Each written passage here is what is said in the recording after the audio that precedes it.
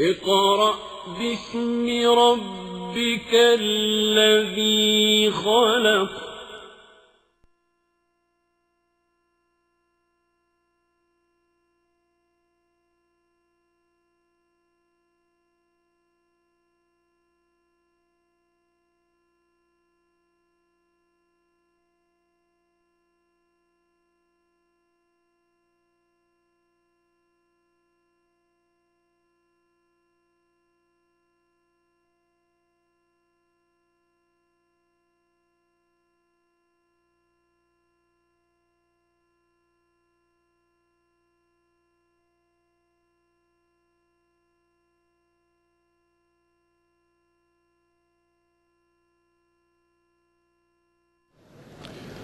أعوذ بالله من الشيطان الرجيم بسم الله الرحمن الرحيم.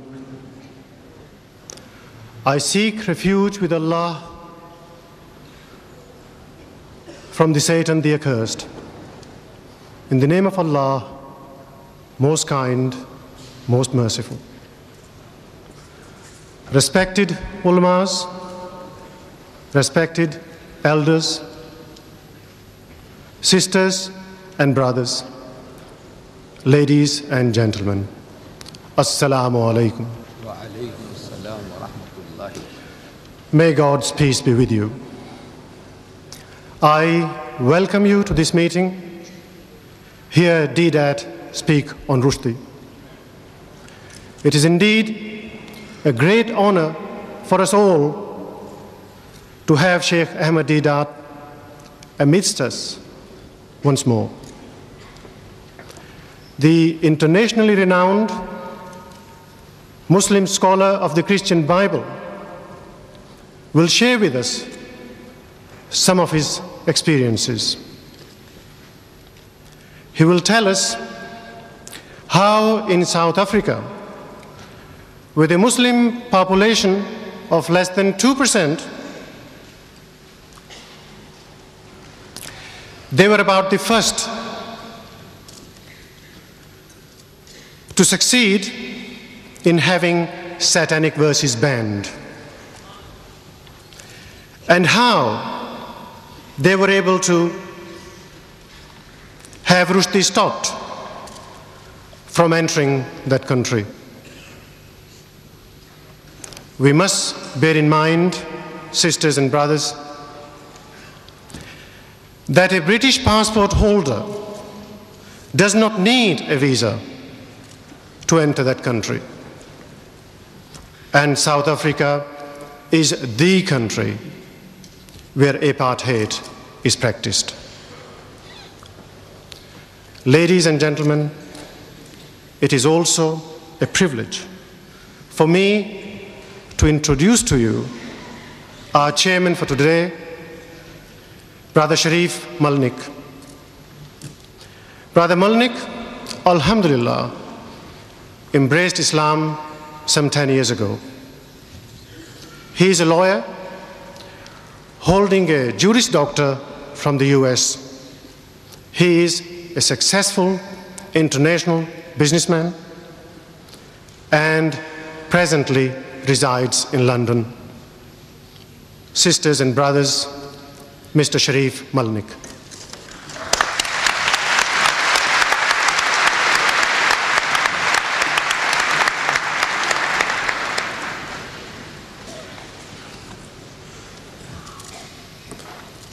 A'udhu billahi minash shaitanir rajim. Bismillahir rahmanir rahim. Jazakallah khair. Sheikh Deedat, Brother Shamshad, brothers and sisters, ladies and gentlemen, Assalamu alaikum wa rahmatullahi wa barakatuh. Wa alaykum assalam wa rahmatullahi. Before I introduce the honorable and distinguished speaker, I have been asked to read this to you. Satan, being thus confined to a vagabond, wandering, unsettled condition, is without any certain abode, for though he has, in consequence of his angelic nature, a kind of empire in the liquid waste or air, yet this is certainly part of his punishment, that he is without any fixed place or space allowed him to rest the sole of his foot upon.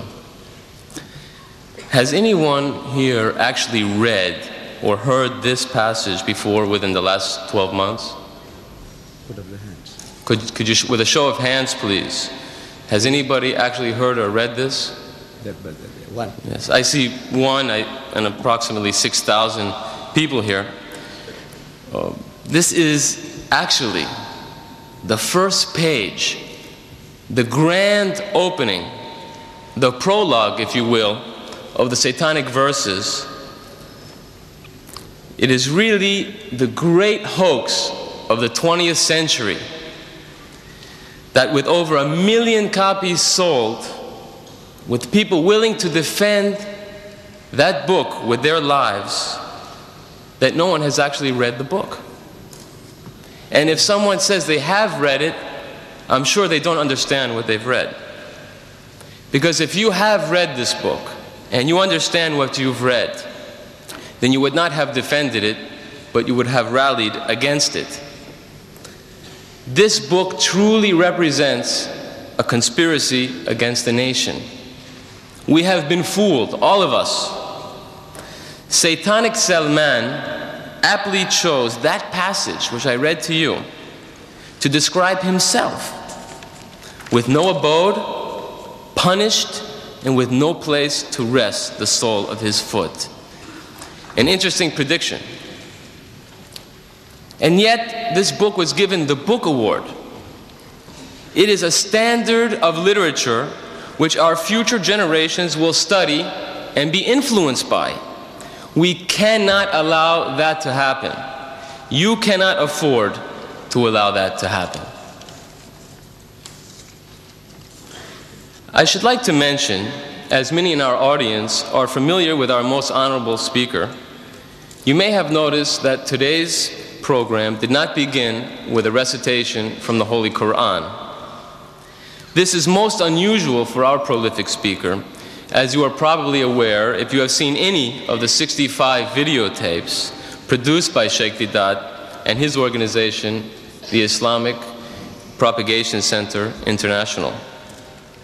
The Holy Quran will not be recited today because the speaker shall deal with the actual contents of the Satanic verses. I say the actual contents because I'm sure that you don't know what this obscene book contains, and you have proved it here today, one hand in 6,000. It is the vulgar nature of the Satanic verses which precludes us from reading the Holy Quran to open the program today. But, ladies and gentlemen, somebody has to do the job. Do not despair. Sheikh Ahmed Deedat is here with us today, and he has done the job for us. He is the first person to deal with the contents, the actual contents of the Satanic verses, however distasteful this may be. He is not afraid to dirty his hands. For, in order to remove an impurity, one must necessarily dirty one's hands. Let us remember that it is Salman Rushdie and his defenders who have provoked and necessitated this response. I would like to warn the audience that passages from the Satanic verses will be read aloud. These passages are offensive to every decent man and woman. Unfortunately, there is no other way to properly deal with this subject. So I would suggest that we have 2 minutes. If there are any persons here who are prudish, or if there are any children here, I would suggest that they take this opportunity to leave the hall. You have been warned also in the advertisements that this is not for prudish men or women. It is necessary to lay out a few ground rules under which we shall operate today. We ask, or rather insist, that you remain calm and orderly.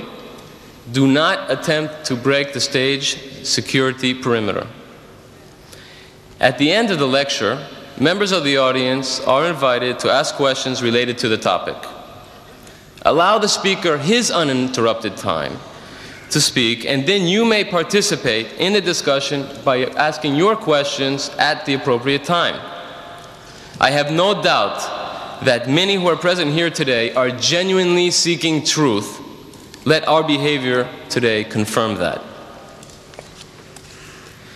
It is my great privilege and honor to introduce a world-renowned Muslim scholar of the Christian Bible and comparative religions, director of the Islamic Propagation Center International in Durban, South Africa, the author of dozens of books, a great lecturer and debater who has debated with Jimmy Swaggart, the United States evangelist, Professor Clark, Dr. Robert Douglas of the Zwimmer Institute, and so on and so on. His credentials are too numerous to list here. Ladies and gentlemen, brothers and sisters, respected elders, may I present Sheikh Ahmed Deedat.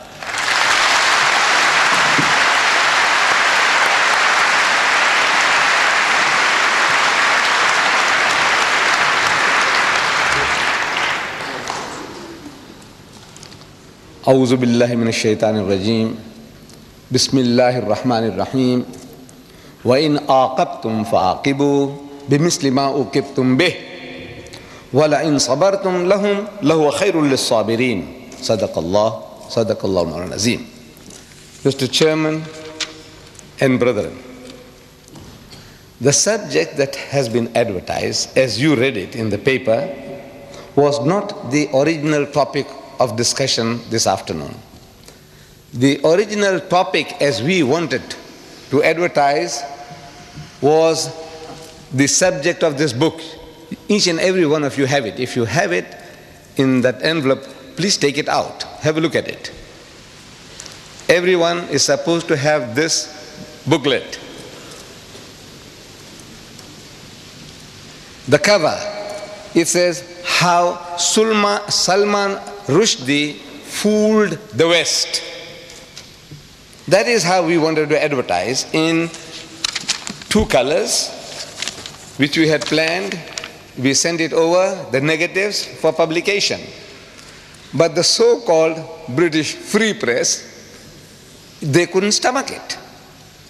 How Rushdie fooled the West. They said they won't advertise that. They won't take our paid adverts. Believe me, I am talking about your great country, which stands for freedom of speech and expression. For who? Not for everybody, for certain selected groups. This innocent advertisement, how Rushdie fooled the West, they couldn't stomach that.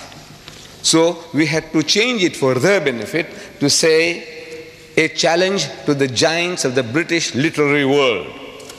These giants, the so-called giants, who are standing in support of Rushdie, I have been reading their statements. They said, never mind what he says, we support Rushdie. Never mind what he says.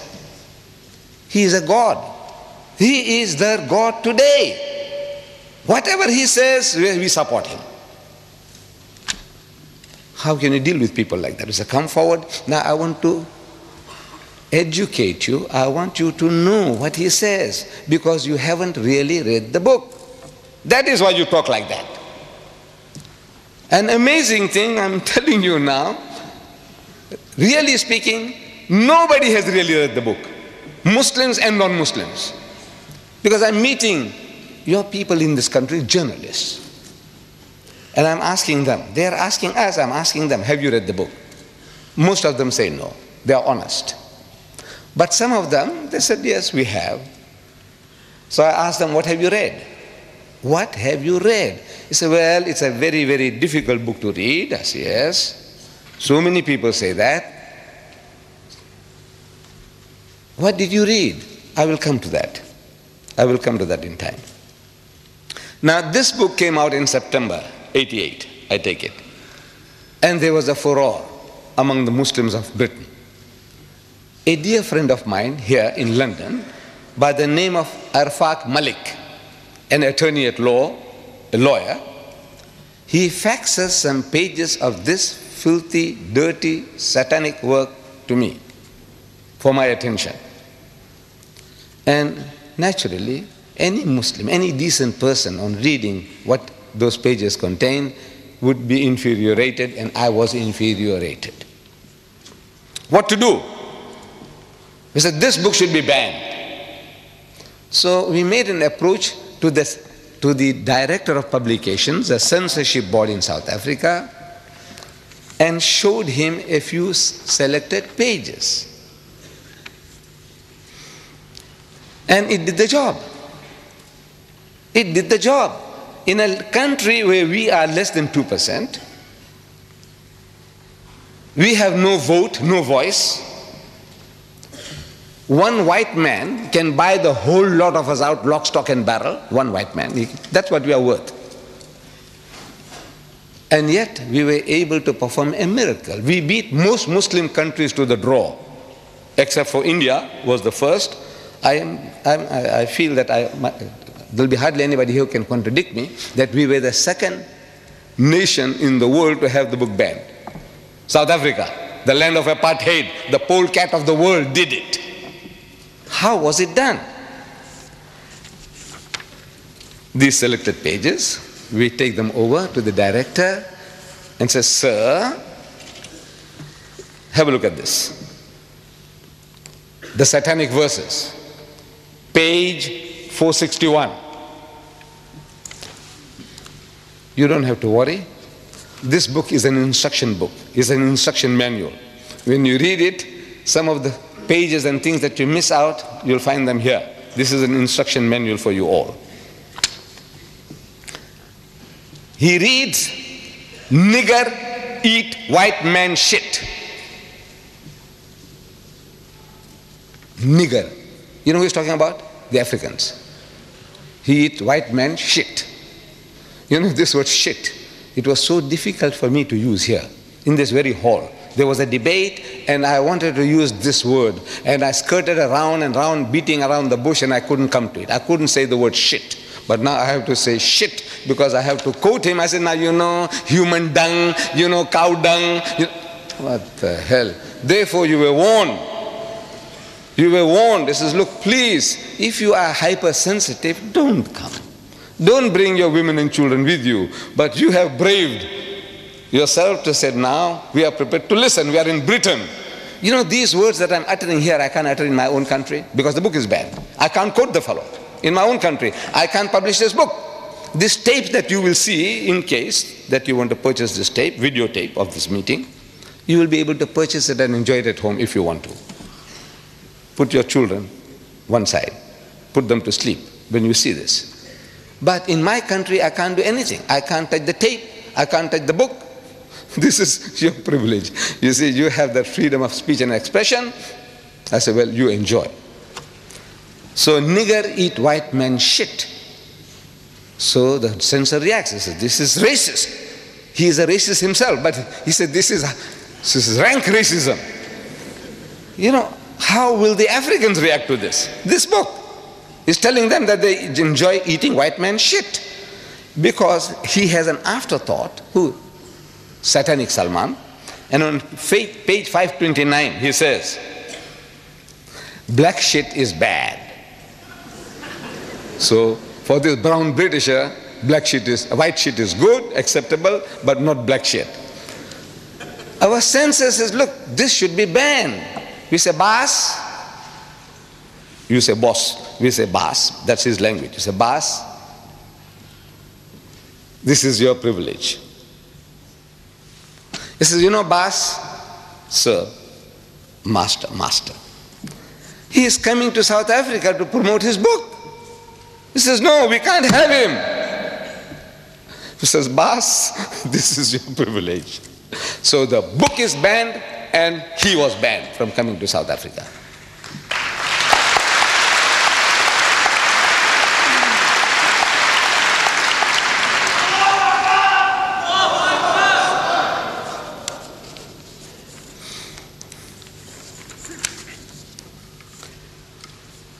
We could have done the same thing here.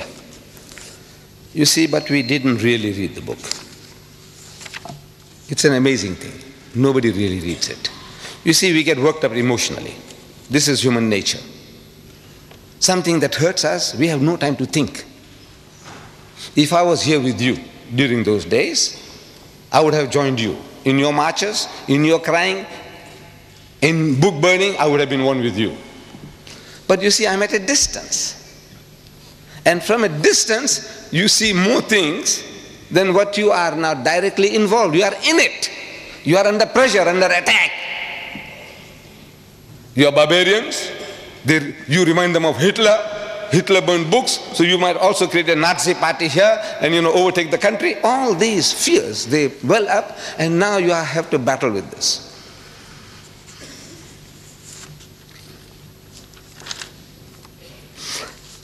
Now I am qualified to speak on this for a number of reasons. Number one, you see, I am an elder brother of yours. To some of you, I'm an uncle. Some of you can call me grandpa. I'm an old man, number one. Number two, I have read the book. Nobody can say, well, look, did you read the book? And say, no, but this is what people say from hearsay. So no, I read the book. Number two. Number three, I'm one of you. You see, to everybody, I'm a South African. But if I tell you that I carry a document with me, a British passport, 63-year-old passport, you believe it? There would hardly be a single senior citizen in Britain who would be having a British passport 63-year-old. If you open it, you'll see my picture when I was 9-year-old, what I looked like then. And I cherish it. Well, by God, I cherish it because of that picture more than anything else. But now I value it. I'm a Britisher by birth and by holding a British passport. I would be looking forward to the pleasure of creating a senior citizens, British passport holders of 60 years and more. If your father or anybody, your grandfather has got a passport 60 years and over, let me know. We would like to create a society in Britain. So I am qualified. Now what? In retrospect now, because it's far away from all those happenings, now I can talk more freely. I said, look, what I would have done. I couldn't have. If I was in the midst of you, I couldn't have thought all these things out. It's impossible. See, when you are under pressure, under turmoil, and the mass hysteria that can be generated by things like this, you can't think. So I'm not too clever. What I'm going to tell you now, say, this guy's too clever. I'm not, wallah. I tell you, I'm not clever. I am now benefiting from other people's experiences. I have been watching your TV debates on these topics. People send me the videotapes. I watch them. From Britain, from America. And I'm getting educated by those debates. I said, what's wrong? Why don't these people tell the fellow, when questioned, what is it that's creating such temper, such anger in you? What makes you so angry? So the guy says, he spoke slanderous things and he stored filthy language. One of these programs I'm watching, the nearest a brother came to answering. He's prodded. What did he say? And I watch his face. See, the camera was on his face. And I can see that he's in hell. He doesn't know how to get out of that situation. So he takes a deep, he said, what is it? So he said, he used word like benchod. 50 million people, the Americans are listening. What did it mean to them? Nothing. And you get enraged. You want to go and kill the man for that? What did he say? I said, our cases have been going by default. If you read the book, here, if you took the right approach, the approach even now is not too late. I will show you ways and means. Very cheaply you can get things done, very cheaply. Not with the gun, not with the bomb, not with the stone. Very cheaply, by God. I show you how it can be done. I said, you should have contacted one of these Tory MPs. Tory, you call it Tory. You know this Conservative Party, Margaret Thatcher's Conservative Party. Tory. How you pronounce it? Tory. One of these Tory MPs, and shown him He says, look, have a look at this, sir.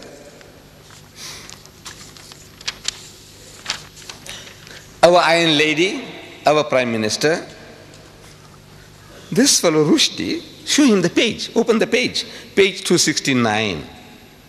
He calls our Maggie torture. Torture, not Thatcher, torture. One sentence, one word sentence, torture, full stop. Then he calls her Maggie the bitch. You know that? He is calling our Prime Minister Maggie the bitch, and he got away with it. Then on page 80 of his book, he says the British. I don't know how I'm going to say it. Page 80, he says the sister, F-U-C-K-I-N-G, British. You see, he's thinking in Gujarati or Hindi. He's born in Bombay. He wants to use the word that our representative used on the TV, Behin Chod. No, he's thinking in that language and he translates it, but not at that stage. When he uses that word, no translation. Sister fucking British. This is what he's telling them. You fuck your own sisters. British, whether you are Pakistani British or English British or Sikh British or Jamaican British, you fuck your own sisters. You take that? You take that? I said, tell this to the MP. Look at this, sir. And this guy on page 169, I'll come to it later in detail, he has sex with the Queen. He even cohabits with the Queen. I will come to that. I tell you, immediately the book would have been banned. Immediately. No arguments. But you were crying about yourself. You know, he saw my mother, he saw my fathers, our spiritual fathers, our Sahabas, he did this, he did that. It's a good luck to you. You are a people, you know, you have been a challenge to us for over 1,000 years. You conquered once Christian lands, never to be retaken. The whole of North Africa was Christian. Whole of North Africa, Egypt, Morocco, Algeria, Libya, the whole lot was Christian. The whole of the Middle East, Syria, Palestine, what you call Lebanon, all this was Christian. You came and ruled Spain for 800 years. You knocked at the gates of Vienna. You have it a challenge. And even now, when you are down and out in the gutter, even now you tell the guy, he says, look, sir, don't drink. Drinking is bad. Gambling is bad. No dating, no dancing, no courting. Don't eat the pig. Don't you? Wala taqulu salasa. Don't say Trinity. Look, you are a thorn in his side. Now for a change, your own child, one of your own, he's put a pineapple up your backside. See how it feels now? He's getting sadistic pleasures. He's getting pleasures in our pain. You cry, you wail, you burn books, you march, he's happy. He's getting a subtle revenge on you through your own. The way was to turn the tables. Bas, I don't know how you address them. I don't know how you address them here. I would say, Bas, Pakka Sahib, look what this guy is saying about you. Not about me, my mother, about you, your mother, your sister, your wife, your daughter. You show him and you see how he reacts. Some fellows tell me that the British are insensitive. They are insensitive. They have grown a thick skin. You can tell them what you like. You can swear them as you like. They don't react. I said, don't take a chance. You're making a mistake. He is highly sensitive. But his sensitivity is selective. Where it affects him, I will give you illustration, examples.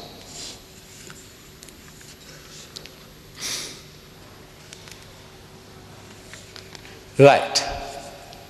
So generally, they pose us the question, have you read the book? And when we say no, they have a big laugh. They have a big laugh. Now for a change, you should ask them, have you read the book, sir? He says no. and you are armed with this booklet of mine. You just memorize some of these statements, verses, and you quote him. He says, you know, sir, the first page of Salman satanic verses, first page, chapter 1, page 1. He says, a direct quotation I'm giving you, direct quotation from the book, page 1. Don't go far. Start with page 1. You have been going too far. You know, you have been to page 268 and 300. Don't go that far. Start with page 1. If you have been reading, you can start with page 1.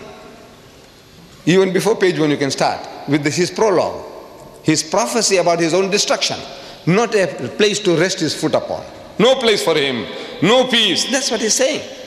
He's prophesying somebody is making him to write. He said, look, this is your end. This is your destiny. That's the first page, really. But he doesn't number it. So we take chapter 1, that page, first page. He says, proper London. This place here, London? Are we in London? Yeah, proper London. Bhai, here we come. Those bastards down there won't know what hit them. Which bastards? Londoners. You Londoners are bastards. Whether you are Pakistani Londoners or Sikh Londoners or English Londoners, what Londoners are you? If you are a Londoner, you are a bastard, and the things are coming down to destroy you. Direct quotation. Now, how does he feel? He said, look, he's calling us all bastards. You accept that? If it came from you as a Pakistani or as an Arab, the guy will punch you on the jaw. You know that? But this is a son-in-law. He married your sister, your daughter, a British girl. So you have to take it from him. No? You see, we people from the East, we seem to respect our son-in-laws, our brother-in-laws more than our own children. You know that? Because he is my son-in-law, my daughter's happiness is at stake. He is my brother-in-law, my sister's. This is our mentality. Is that the English mentality too? I don't know. But they have some special feeling towards this satanic Salman. So he starts with bastard, very mild. But I said, wait a little till he gets warmed up. Let him get warmed up. That's first page that was. He uses, on that first page, 16 Hindi words. 16, 1-6. For which he gives you no meaning. And you lap it up. I'm talking about the English now. The Hindi, maybe some Hindu. Our young people, what will they understand? Yar, bhai. Huh? What will you understand? What is he talking about? Takatamtum. No. If I read it to you, you can't imagine anybody taking this book up, paying 15 pounds, the fool. He pays 15 pounds for this book, and he reads this. I read the first paragraph. See what you make of it. To be born again, sang Jibreel Farishta, tumbling from the heavens. First you have to die. Hoji, hoji. Hoji, hoji. The Englishman understands what he's saying. Hoji, hoji. To land upon the bosomy earth, first one needs to fly. Tata, takatum. The Englishman laps it up. Very nice. Very nice. What? Indian spice. Huh?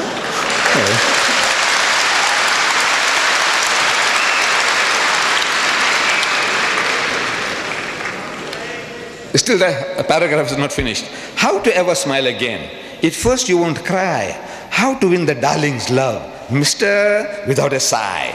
Baba, if you want to get born again, just before dawn, one's winter's morning, New Year's Day, or thereabouts, 2 real, full-grown, living men fell from a great height, 29,002 feet, towards the English Channel, without benefit of parachutes or wings, out of a clear sky. And this is a masterpiece of the English language. Yes, for which gets a Booker Award. He gets a Booker Award for that. And it carries on. 16 words. And by the time I finished up, I said, you know, this guy here, he spattered the whole book, over 100 different exotic Indian words. And the choices of the language from the gutters of Bombay, or the sewers, you know, sewer pipes from the sewers of Bombay, page 80. He says, hijras, chutias, shits. The Englishman, I want to know what is he lapping up. He's telling the guy, hijras, chutias, shits. Yeah, they understand shits. So he senses the other thing must be also something smelling. But what does he know what he's reading?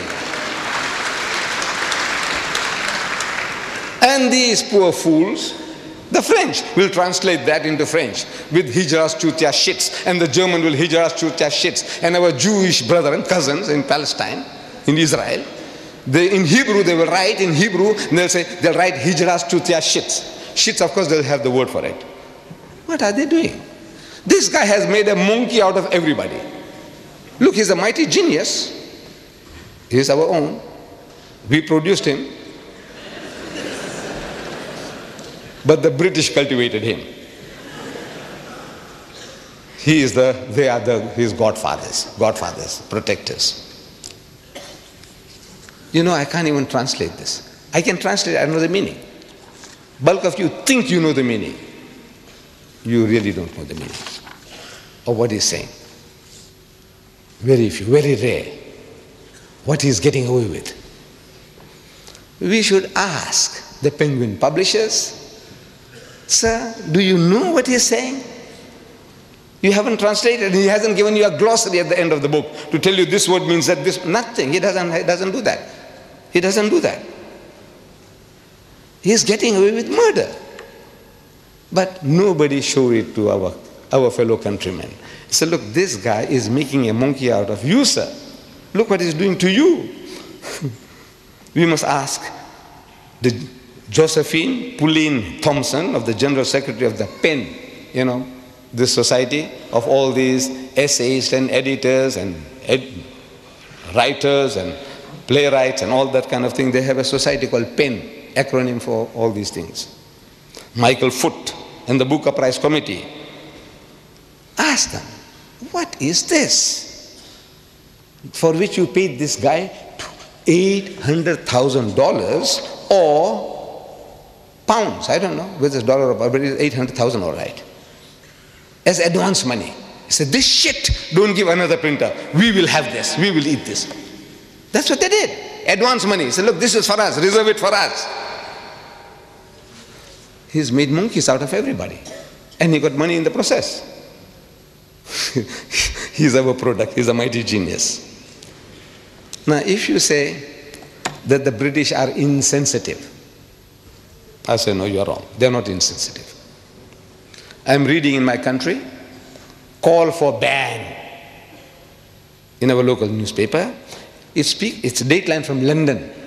The news comes from London into our newspaper there. Call for banning a person. Furious British MPs. I'm reading. You will find this on page 9 in your book. Don't take it out now. Leave it now. Leave it now. Furious British MPs have called for American actor Mickey Rourke, R-O-U-R-K, Rourke, to be banned from Britain. Harry Greenway, Conservative MP for Ealing North, said, I hope the British government will never allow this man to set foot on our shores. Never allow this man, this American, originating from Ireland. His grandfathers or great-grandfathers had migrated to America. He's an actor. And they won't allow him to come into Britain, ban him from coming to Britain. I'm shocked beyond belief, he said. Greenway says, I'm shocked beyond belief. The MPs were particularly incensed by his use of a 4-letter word. Because that guy used a 4-letter word, Mickey Rourke, to describe Mrs. Margaret Thatcher's policies. That's all. Not for her, not describing Margaret Thatcher, but her policies. He used a 4-letter word. You know what the 4-letter word is. Anybody don't know, put up your hand. You don't know what the 4-letter word is. You all know, thank God. For a 4-letter word, they're so incensed, they won't allow him to land in Britain. But Rushdie does one better than that. He uses the same 4-letter word, for which the Mickey Rourke can't come to Britain, but he improves upon Rourke by making it active. That guy said F-U-C-K, he ends it by I-N-G, ing. The first word gets stuck in the throat of the British, and the second one goes down, slips down easily, because he makes it ing fucking policies. Can you imagine? No, double standards. No, they didn't know. He uses 4 in half a paragraph. He uses that word 4 times to describe Margaret Thatcher's policies. Listen. Oh, full stop. That's a sentence. Master of speech. No, it is. Look, the shorter the sentence, look, they tell us, in language writing, if you can, full stop. That's a masterpiece. It is. If you know about writing, you'll agree. He says, no, that's a master. Full stop. She's radical, all right. Talking about Margaret Thatcher. She's radical, all right. What she can fucking achieve is literally ... I'm only quoting direct quotation. Direct quotation. I'm not going to add any words of my own. Because I told you in my book here, it's unexpurgated. I don't interfere, I don't improve, I don't try to add or delete or soften, nothing.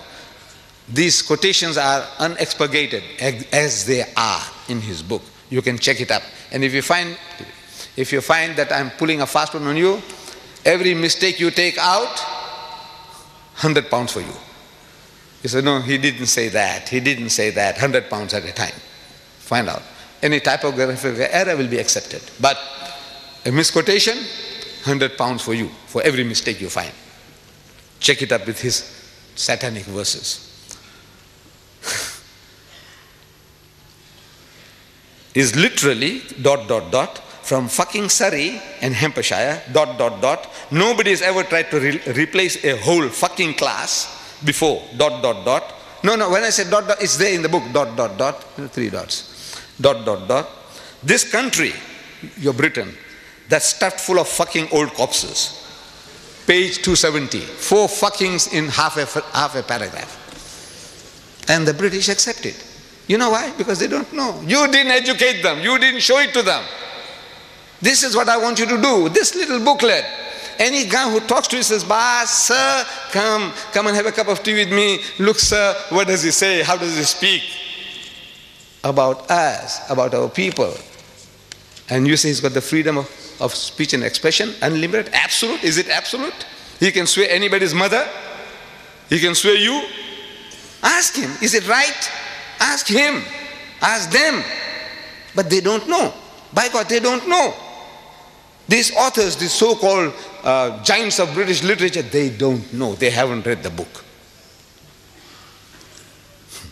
He uses that word 52 times in this book. 52 times. F-U-C-K-I-N-G. 52 times. Open page 11 now. That book of mine. Open page 11. Page 11. You must have the book with you. We made it that every seat that one would take will have a book there. Page 11. You have a look there. Every letter of the alphabet. 52 times he's used that filthy, dirty word. 52 times. One for each week of the year. He didn't miss that. One for every week if you take it up. Kalma padho uska. One for every week. 52 weeks in a year. One for every week. Starting with A, and the A. And the A, you see it there. Fucking A. Full stop. Page 245. And carries on. Allies. Americans. Argentina. And the B. Beatles. Bedpan. And the C. And the C. Class. And again. Creep. Clowns. Commandos. You got the pages there. Look, check it up. If one statement is false, 100 pounds for you. You can mint money without costing you anything. Next page, page 12. You see under diff, under F, under D. What a thing, what a book. You want me to go through it? You want me to go through with this? Huh? And he wins a Booker Award.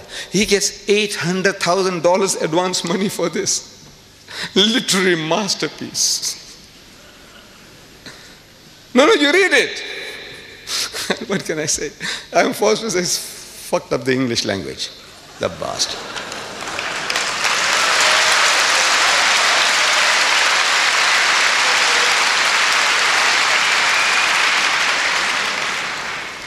What does he say about our Iron Lady, Mrs. Margaret Thatcher?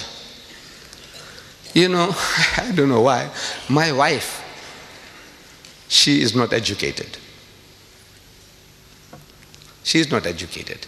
But she has a special liking for Mrs. Thatcher. When Mrs. Thatcher appears on the TV screen, all stations close, all stop, all work stops. She must listen to her. You know, maybe it's her militancy, her forcefulness, the clarity of her expressions. She is very clear. She loves Mrs. Thatcher. My daughter, she loves Mrs. Thatcher. They don't understand her policies. Look, you might want to question me. Please don't question me about her policy. I don't understand myself. But I also admire her. You know, the way she speaks, I like that lady. On page 269, he says, this torture, Maggie the bitch. Maggie the bitch. I'm asking, is that right? To call the leader of your nation a bitch. You call her torture? Maybe Mrs. Thatcher can take it. You know, she's so big, she's so great. What is the dogs barking? Let them bark. Call her a bitch? Maybe she can take that too. But I'm asking, the feelings of her dear son, Mark. You tell him that you are a son of a bitch. Because if mother is a bitch,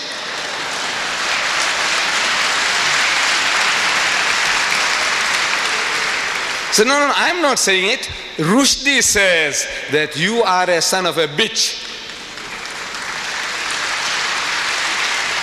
By God, I tell you, he'll punch you on the jaw, break your jaw. I have seen him on TV. I know what he looks like, a great footballer when he was in South Africa. You say that, look, I say, I'm not saying it, sir. Mark, these are not my words. Rushdie says that you're a son of a bitch and I'll give you one on the jaw. What about the feelings of her darling daughter, Carol? You tell her that Rushdie says your mother is a bitch. How would she react? I ask you. No feelings? You have no feelings. They have no feelings? What are they made of? Stones? No, they are human just like you and us. By God, I tell you, they will react. I didn't hear. Iron Lady, she's Iron Lady. I said she can take it. But now, what does Islam say to that? What does Islam say? Allah tells us in the Holy Quran, do not defame nor be sarcastic to each other. وَلَا تَنَابَذُوا بِالْأَلْقَابِ. Nor call each other by offensive nicknames. This is our teaching. Don't call people by offensive nicknames. Iron Lady, maybe it's an honorable. You say, look, you know, she's tough and strong. You know, she can do more than a dozen men's job. She's great. She takes it as a compliment. Torture, is that a compliment? We know it's not. He's distorting Thatcher to torture. Allah says in the Holy Quran, where? In Surah Hujurat. Where do you find Hujurat? In the book, in the Quran. How do you find Hujurat? I said, look, if you have this book, you must have it. You live in this country without this book? I don't know what I can tell you. This book here by Abdullah Yusuf Ali, this translation, at the back of it has a very comprehensive index. Somebody gives you a reference, Hujurat, and the H, look for Hujurat. It'll tell you chapter 49. 49 is easy to find because every page is numbered. Every page is numbered. Once you found 49, as an ayah number, verse number 11, easy to find. So you read the وَلَا تَنَابَذُوا بِالْأَلْقَابِ. And do not call people by offensive nicknames. Teaching you. Or another place under slander. Don't slander. Give you references. Don't backbite. Gives you references. What do you want to know? Anything you want to know, everything here is on your fingertips. And this is your privilege to have this for £5. Almost 2,000 pages for £5. There are fools who are paying £15 for 547 pages. This satanic Salman's satanic verses, 547 pages. Thick, these are thick pages, cheap paper. They are out to mint money. The cover is beautiful. The cover, as you see, is very beautiful. It is beautiful. You know, I mean, the coloring, the production is good. But it's only a piece of paper. This is hardcover, solid, gold written. This is paper, but however, it looks very nice. 547 pages of filth, rubbish for £15. This 2,000 pages, £5. 2,000. This is Fletcher Bible paper. But most of you, I know you haven't got it. You haven't got this book. You have to arm yourself. They are available outside. We made it easy for you. Don't go start hunting for this book. You won't find it at Foyles. If Foyles had it, they'll charge you £50. Make it impossible for you to buy. £5 outside here is highly subsidized. Get it. For yourself, for your neighbor, for your employer, as a wedding present, as a birthday present. There's no better gift you can give to your family, friends, and even to your employers, even the non-Muslim. £5. Take them one at a time, 2, 4, 5, 10, take them. Keep them. Maybe you might not be able to repeat it. £5 for 2,000 pages. This is £15 for 547 pages. This filth and rubbish. So Allah says, don't defame people. Don't call people by offensive nicknames. What about bitch? Calling a person a bitch?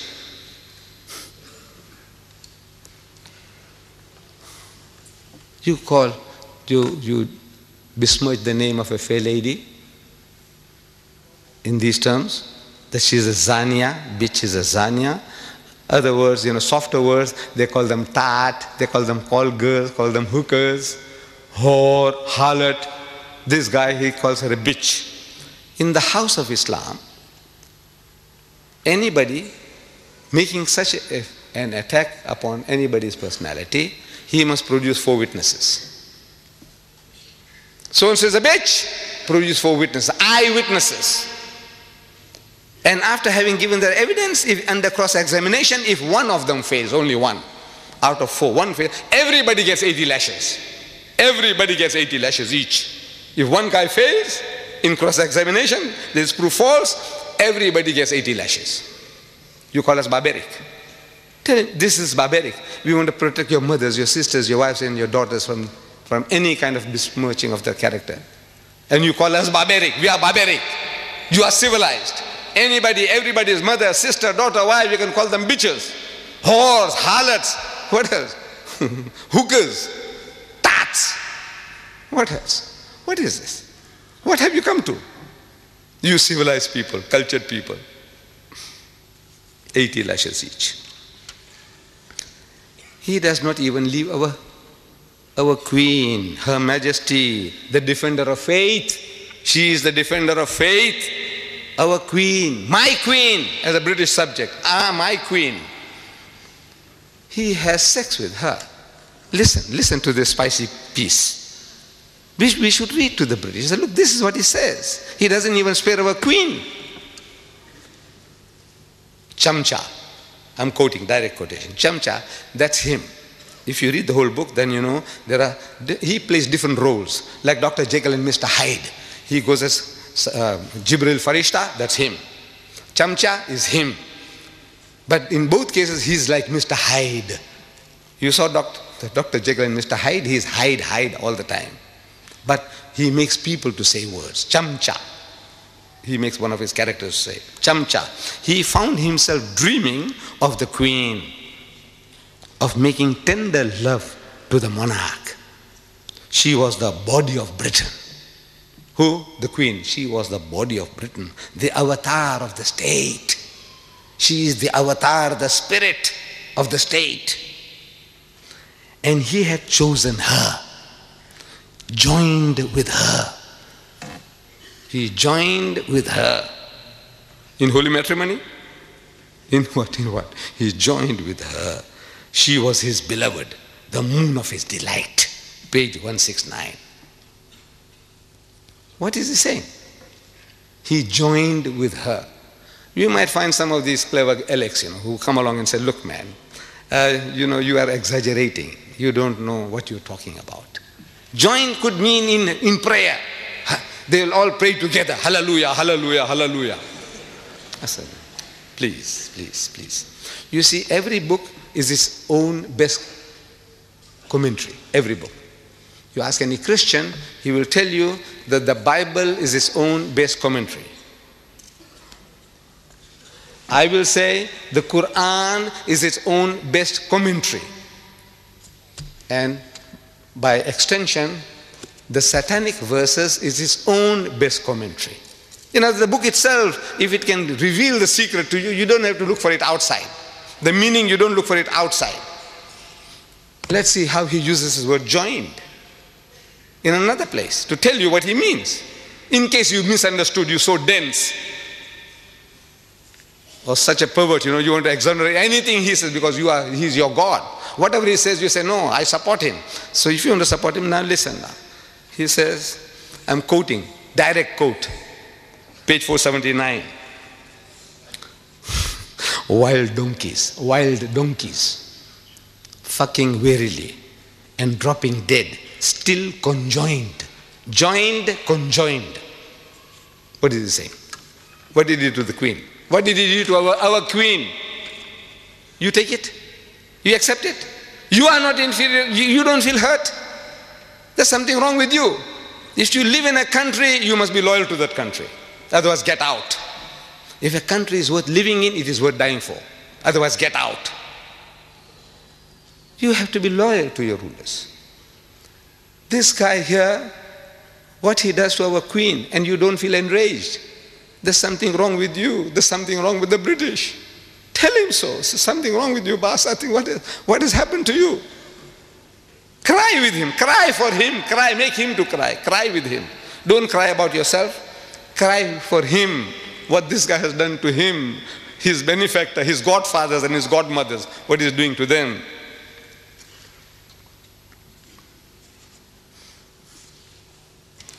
They are now reading this book in public. This is an obsession. Marianne Wiggins, his second wife, American. I had read her statement before she ran away also. She also had enough of this guy. First what he did to, if I have the chance I'll tell you what he says about doing to white women. What he did to first one and he did to the second one. But Marianne Wiggins, she said, if I was free, if I was not his wife, I would have read it all over Britain, place to place. At the present moment, there is a woman called Susan Sontag of this literary guild. She's reading it in public in New York, religiously, daily. She is gathering people, men and women, black and white, young and old. So listen to this new Bible of theirs, the satanic Bible, the satanic verses. She's reading it to them. And there is a young man, an Afro-American. He's listening. He's very attentive. And she's reading from the book. She says, she's reading, I'm quoting, page 261 of the satanic verses. White women, never mind fat, Jewish or non-differential. White women were for fucking and throwing over. This is, I'm reading page 261 of the satanic verses. That she is reading to the public and the boy is listening. White women No man fat means, they look like a lump, a bag of potatoes, sexually not very, very desirable. Or Jewish with a poly nose, crooked nose. Don't worry. Non-differential. You can't make out the difference whether she's Swiss or German or French or English. What? You can't make out the difference. The only qualification is she must be white. If she's white, they are way for and throwing away. So this young man, he is, and he's out for mischief with 5 other friends of his. He is going to the Central Park in New York. A white woman, very athletic, she's doing jogging, she wants to keep herself fit and trim. So they see her and it triggers the fellow off. This is it, man. The Bible says, satanic Salman's satanic verses says, white women, no man, fat, Jewish or non-differential. This is nice and trim. So they go for her like a pack of wolves. And one fellow bashes her on the head and she falls unconscious. And they gang raped her one by one. And when they're caught, they said that the pleasure that they got in the sweat and the blood and the gore, it titillated the taste. You're programming people, can't you see? With filth. This is how you program, create devils, morons. Brainwashing, they're being brainwashed. You want this to be read to your mother, your sister, your wife, and your daughter? And you, Penguin Viking, what's it? Peter Mayer of Penguin Viking, you gave this fellow $800,000 to tell the world that your mother, your wife, your sister, and your daughter, they were for and thrown away. What has happened to you? How did he bewitch you? What has he done to you? How did he do it? Shouldn't you ask him? Shouldn't you ask anybody, how do you do it? When our white rulers were shown that, they said, no, ban the book. What are you doing? You're going to program people. They will be looking for white women. Wherever they say white women, do you know what they are for? So they went what is called wilding. On the 8th of May, Times Magazine, if you can lay your hands on it, it says wilding, new word. They invented a new word. Means they went wild, they went berserk. Like a pack of wolves smelling blood. What are you doing? What are you doing to the world, to mankind? And Mrs. Thatcher, just recently, I'm reading this, Monday, September 11th. Maggie says no to sex investigation. I don't know whether you read in your newspapers. Dateline from London again. She says no to sex investigation in Britain. There is a society or a body, it says Mrs. Thatcher has said no to plans for the biggest ever investigation into the sexual habits of Britons. They want to know the preferences of the British men and women in sex. This is no. Maggie says, no, you shall not do that. I admire her for that. By God, I admire her. She's Muslim. She's Muslim-like. Maybe she's reading the Quran.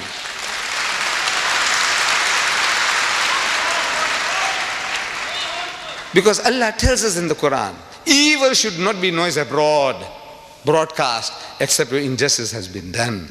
Because once you say things, there are things you can insinuate and you can program people. Like this. Look how easily people can be programmed. British girls are too easy. British girls, I'm reading from Sunday Times, one of the leading newspapers, Sunday newspapers in South Africa, dated July 9th. It says, British girls are too easy. Latin lovers reckon there's no skill in chatting up British girls because it's too easy to get them into bed. The Italian stallions in the holiday resort of Rimini hold a Playboy of the Year contest, earning points for each girl they make love to. They have a contest. Prim, Catholic Italian girls merit 10 points. If you get a prim Catholic Italian girl, if you get her into bed, 10 points for a bonk. One bonk, you get 10 points. French girls, if you can bed a French girl, you get 6 points. And if you bed a German Fraulein, you get 5 points. But British tourists are worth just 1 point.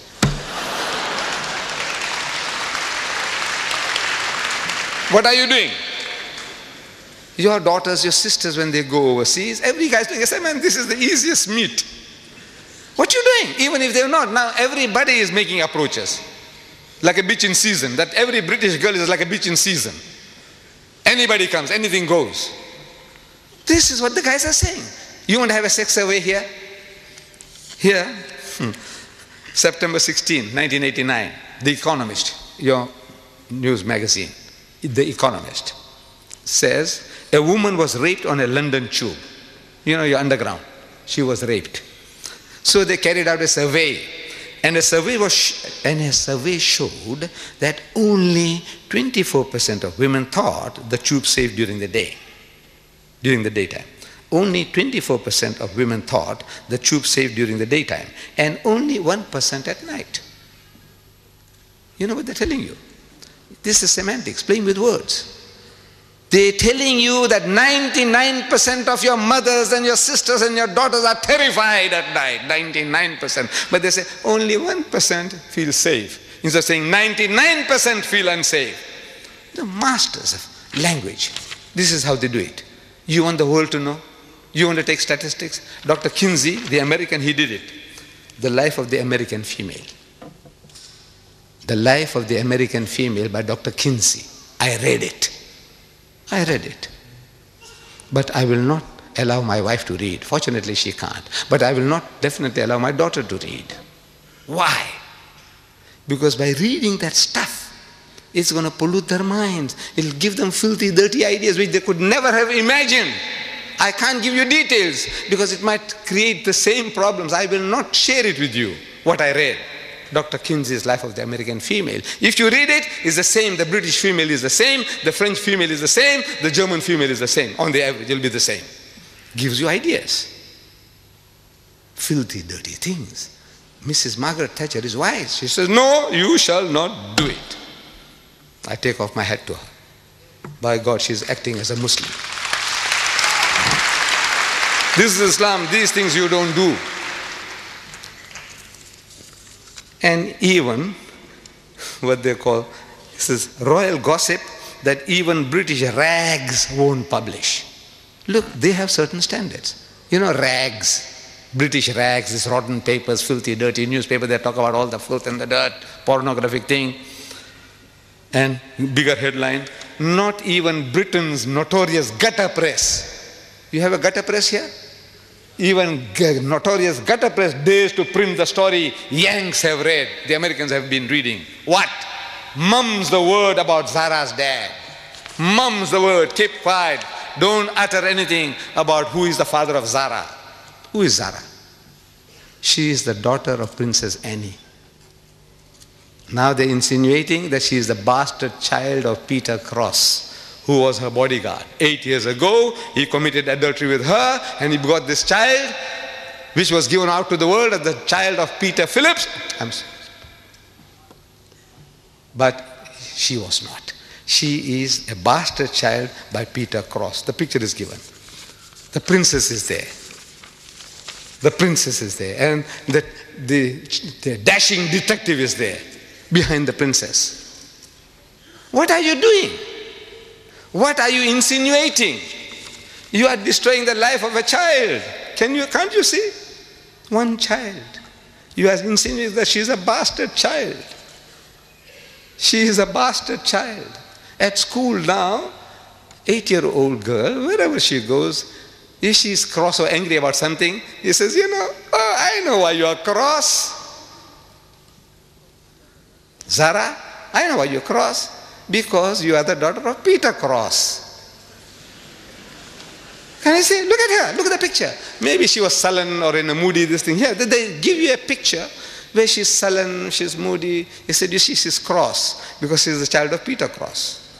And this starts where it started in Britain. One of your leading newspaper men here, the doyen of British newspapers, of the Daily Mail, columnist, Nigel Dempster, he goes to America and he makes these insinuations. says Mr. Dempster was offering his expert opinion on the recently announced separation of Annie from her Mark Phillips, her husband, the undisputed father of Annie's son, Peter, age 11. Undisputed. He's got it blood tested. Can you imagine? He says now he's undisputed. How do you know he's undisputed? But now he's undisputed. He's giving the guarantee that the 11-year-old boy is undisputed his father's son. Asked by an interviewer to explain the breakup of the marriage, Mr. Dempster said the problems dated back to the birth of Zara and cited long-standing allegations of an affair at that time between Annie and a dashing detective, Peter Cross, who was then her bodyguard. The newspaper says it's an old trick. Get the story published over here, means in America, first, and then you can write about it at home in England. You say, the Americans say, I'm not saying anything. The American newspaper said that Zara is the bastard child of Peter Cross. Can you do that? In the house of Islam, can you get away with that? By God. But this we want to protect, we want to help you, we want to teach you, but you can't teach, you can't help if you don't know the book yourself. If we don't know our own book, we don't know the games that they're playing, to be warned. Once you know, you can deal with the matter better. We are told, Allah tells in the Quran, Ya ayyuhallazina amanu, say, O you who believe, Ajtanibu kathiran min adh-dhann. Say, avoid of much of suspicion as possible. Inna ba'da dhanni ithmun, because in most cases suspicion is a sin. Wala tajassasu, and do not spy upon one another. Wala yaghtab ba'dukum ba'da, and do not backbite or slander one another. أَيُحِبُّ أَحَدُكُمْ أَنْ يَأْكُلَ لَحْمَ أَخِيهِ مَيْتًا. Is there a single one of you? Is there one of you who's prepared to eat the meat of his dead brother? That's what you are doing. The person is not there to defend himself or herself. You are eating your dead brother's meat or your dead sister's meat. Allah is asking, is there one of you who's prepared to do that? Eat his dead brother's meat. Even cannibals don't do that. They love your meat, love my meat, but not his brother, and carry and dead meat at that. فَكَرِهْتُمُوهُ, says stop. Nay, they will abhor it. Unko karahat hogi, karahat. They wouldn't like it. Wattaqullah, says fear Allah. Stop it. Inna Allah wa tawwabur rahim. Even now, Allah is of forgiving, most merciful. Jo ho gaya to ho gaya. What has happened in the past has happened. Stop it. No more. This is barbaric. This is barbaric teaching. These are satanic verses. The Habib says these are satanic verses. This is satanic. Is this satanic? Or you are satanic? Who is satanic? What is satanic? No, the trouble is also with us. We have let the Quran down. We don't know our own book. This ayah, how many of us have read? How many of us are trying to live by it? Very few. You know why? We are not programmed with it. To be programmed, you read, and you become aware and implement it in your life. This was from Surah Hujurat, again, chapter 49, ayah number 12. Don't spy, don't snoop, no snooping, no slander.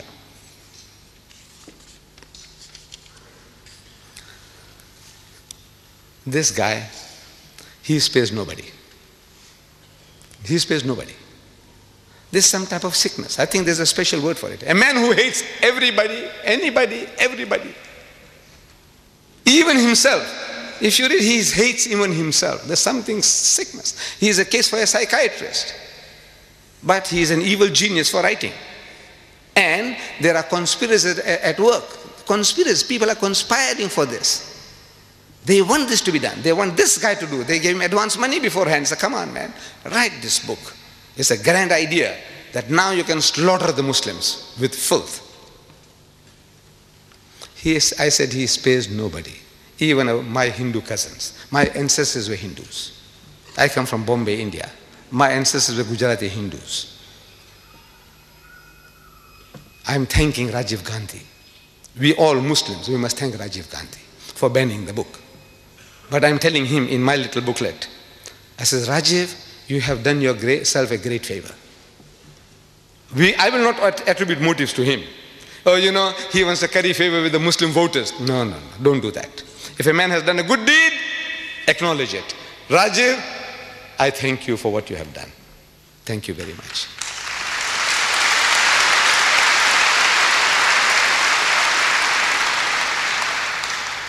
But this is the benefit of a good act. If you do something good, the benefits, the rewards are so much greater. You are actually helping yourself. I said you have done yourself a great favor by banning the book. Because in that book, maybe he didn't know, maybe the Hindus don't know that he hasn't spared the gods of the Hindus. He hasn't spared the gods. On page 539, he says, a direct quote I'm giving you now. Here was a lecherous, drunken Rama, the god of the Hindus. Rama is the 7th incarnation of God, according to Hindu philosophy. Krishna is the 8th incarnation of God. Buddha, the 9th incarnation of God. Rama, here he calls him lecherous, obsessed with sex, drunken, alcoholic. Rama, and a flighty Sita, his wife, worshipped by millions of Hindus as a goddess. She is a flighty woman. Flighty doesn't mean flying away from sexual approaches. Flighty means one who is easily excited, easily aroused sexually, like a bitch in season, randy. This is what he's saying, flighty. Go and look up your dictionary at home. Flighty. Flighty doesn't mean flying away, flying into illicit sex. And while Ravana, the demon king, was depicted as an upright and honest man. The devil is an upright and honest man. The gods of the Hindus, he is a lecherous debaucher and drunkard. And his wife is a whore, harlot. That's what he's implying. Jibreel, that's Rushdie. Now he's taking the role of Jibreel. He's Jibreel. Gabriel. Jibreel is playing Ravana. He plays the part of the demon king, but as a saint. The saint he makes into a devil, and the devil he makes into a saint, and he takes the role of the devil becoming a saint. George explained in fascinated horror, looks like he's trying deliberately to set up a final confrontation with religious sectarians, knowing he can't win. Look, he's writing, Rushdie is writing this. A prophecy about himself that, look, he's doing this. He's trying to create a play within a play, a dream within a dream, so he can get away with this. I was only dreaming. You know, when he had sex with the queen, he was only dreaming. He didn't literally do it. That's how these perverts will say, look, he was only dreaming. I said, you khabis, when he wrote it, he wasn't dreaming, was he?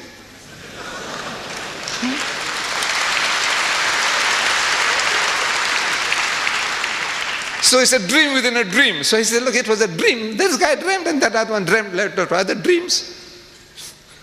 He says, a final confrontation with the sectarians, knowing he can't win, that hell he'll be broken to bits. Page 539. That he will be broken to bits.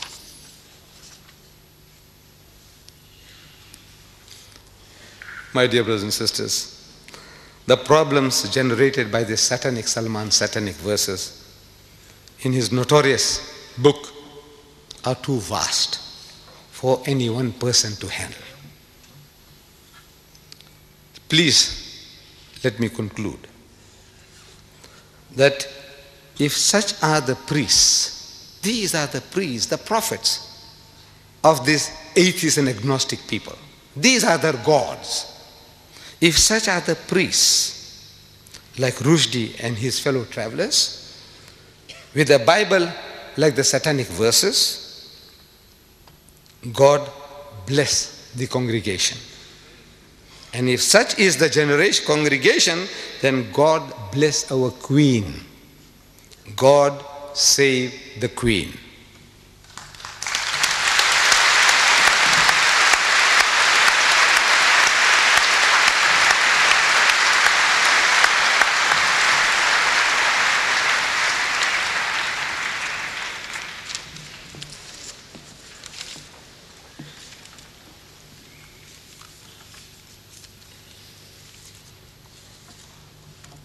Assalamu alaikum wa rahmatullahi wa barakatuh. We're most grateful to Sheikh Ahmed Deedat for presenting his views and analysis of the Satanic verses. Jazakallah khair. It has been truly enlightening. How Rushdie fooled the West. How true. Weren't we all fooled? We shall begin the question and answer segment of this program shortly. At this time, I would like to invite those members of the audience who would like to ask a question to Sheikh Deedat on the topic to form an orderly queue behind the microphone, which has been specially provided for your use. If we could come down the right aisle to form the queue, and then after you have finished your question and the question has been answered, if you could leave through the center aisle.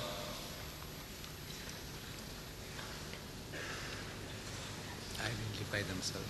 They can identify themselves. While you are forming the queue, it is essential that the following guidelines be strictly adhered to, so I would like to fill you in. This will avoid the chairman having to interrupt the questioner. This is a question time, not an opportunity for you to make a speech. If you want to make a speech, then I suggest you hire a hall, such as Sheikh Deedat has done today, the Royal Albert Hall, and he has graciously consented to entertain your questions. Please, only one question per visit to the microphone. If you have further questions, please just go down the center aisle and take your place at the back of the queue again. So this way, more people have an opportunity to ask questions, and as well, we get a broad range of questions. Please do not interrupt the answer. Ask your question and be respectful enough to listen to the answer. This is not a debate. Finally, please keep your questions succinct and related to the topic of today's lecture, how Rushdie fooled the West. It is not fair to the speaker or to the rest of the audience to ask a question on another topic. There are many tapes which you can purchase after this question segment which will deal with all of the other topics. There are approximately 65 tapes. If you could see Brother Shamshad, I'm sure that he could help to fill any needs that you might have to get any of the videotapes. They can identify themselves and ask. And also, if you would please, before asking your question, identify yourself and then proceed to ask your question. Okay. I think then we're ready for the first question. If you could please, sir, identify yourself and ask your question. Assalamu alaikum. Wahib Hassan, a student. Just like to ask, should Rushdie die?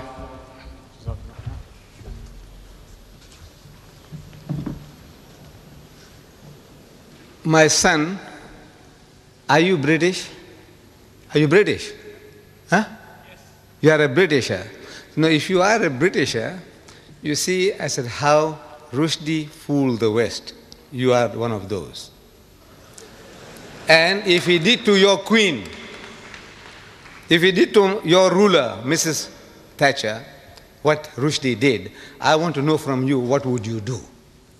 What you would do. I want to know, if you are a Britisher, if you are a loyal citizen of this country, I want to know from you, what would you be doing?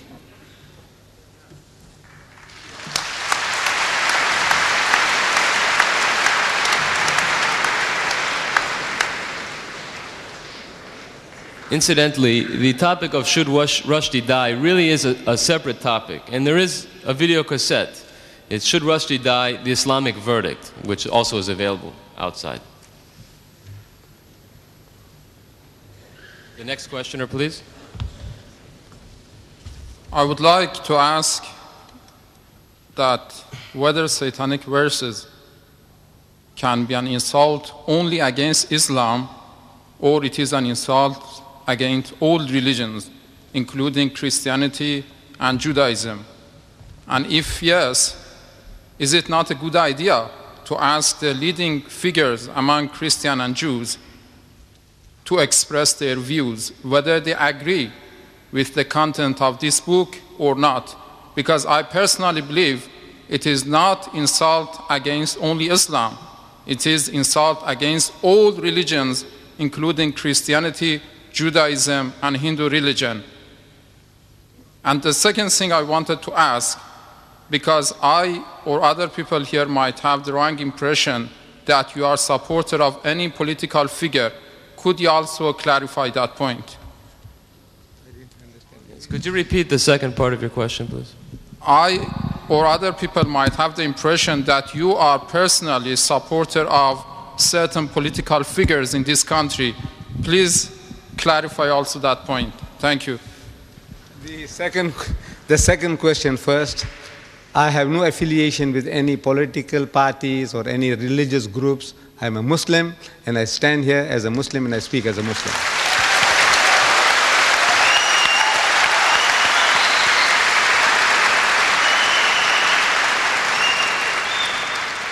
With regards to the first question, you see, when I said how he took the West, more specifically tonight, the British, for a ride. Now the British, you can't say the British are only Christians. My Muslim brothers say they are British. The Jews in this country say they are British. The atheists say they are British. So I said, look, everybody is involved. You don't have to carry any religious label, affiliation, to specifically address you. He says, now look, you as a Jew, you know, you are being attacked. You as a Christian are being attacked. I said the whole of humanity, or the whites in general, and we Muslims in particular, everybody is attacked. So we don't have to start separating. I said, now where is your stand? You as a Britisher, whether you are an atheist or a Muslim or whatever you are. If you are a Britisher, you live in this country, you have been enjoying the benefits of this land, I want to know what is your stand, what must you do? And I told you, I spelled it out for you. The thing we have to do is to educate the people about the book. When he opens his mouth, Rushdie, so come, let us talk. This is what I'm suggesting, that you call the people for a dialogue. Sit down, man, give him a cup of tea, give him your bhajjas and samosas. I don't know whether you understand that. You see, you ask the Pakistani what I'm talking about. You know, I don't know whether you are from Iran or from where, what the bhajjas and samosas, whether you understand. But our bhajjas and samosas will do the trick. Give it to the guy, and talk to him.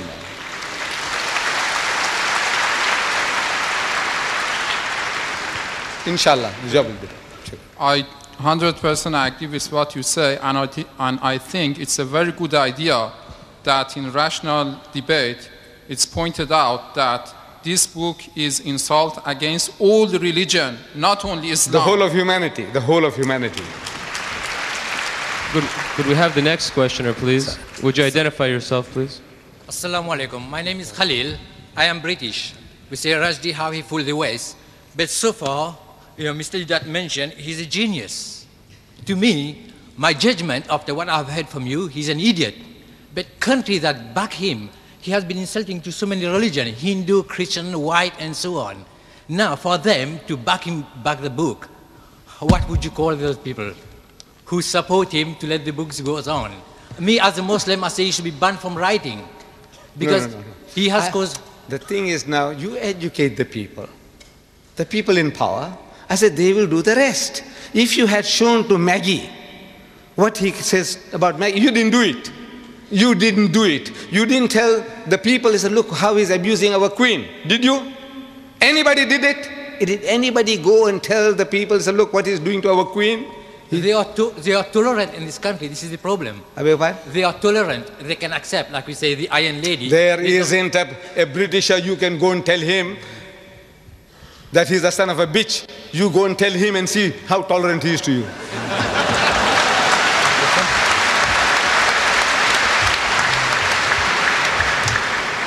Would you identify yourself, please, and ask your question? Assalamu alaikum. Ladies and gentlemen, brothers and sisters, Sheikh Deedat. Like all Muslims, I'm incensed by what Rushdie has written, and I feel I must protest. According to what you said during your marvelous lecture to the Quran, we cannot nickname people or mimic, is that right? Then how would I feel when I read your book on the first line refer to Satanic Salman and the picture with the horns and the hat? Is that against Quran or not? Could you please clarify that point with me? Thank you. Thank you. Well, let me say, look what he did to me. See, if I swore you, anybody will justify you swearing back. Am I right? Am I right? Yes. If I swore you, you swear me. You swear me, I swear you. And people will say, well, you just can't help. That guy did it to me. What he did to me, my natural reaction, I'm not perfect, by God, by far from perfect. Could we have quiet, please? Excuse me, you had your chance. If you would like to ask a question, please go to the back of the queue. Would you please be quiet? You had your chance to ask 3 questions. Now, why don't you line up? Why are you sitting there like a dead duck, Why don't you line up there? You get your turn. You. Line up. Take your turn. Then we know who you are, what you're talking about. See, shouting from there, now he's discussing strategy. How? Look, my son, I am like anybody else, like you, like anybody else. I am no saint. And I'm not perfect. I'm telling you, this is what Islam teaches. I, you, everybody, you must try to the best of our ability to live by it. Let's say to a degree, I have fallen short of that requirement. I have done it. I have done it. Good man. Thank you. The next questioner, please. If you would identify yourself. Assalamu alaikum. My name is Omar. I'm a Muslim.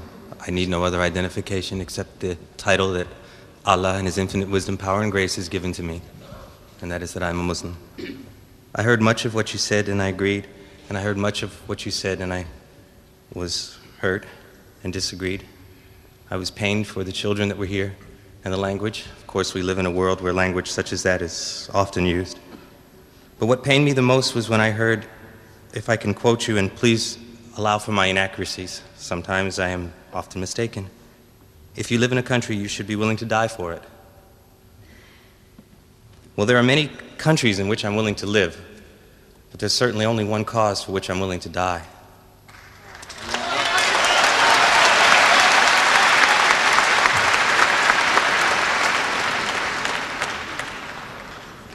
Please clarify yourself if you could. Yes.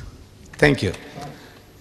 You see, I made a statement that if a country is worth living in, it is worth dying for. I did say that. Islam teaches us that if you can't live, you can't practice your religion, you can't do things right, then you make hijrah. Allah tells in the Quran that His earth is vast. For provision, He will provide for you. Make hijrah and go.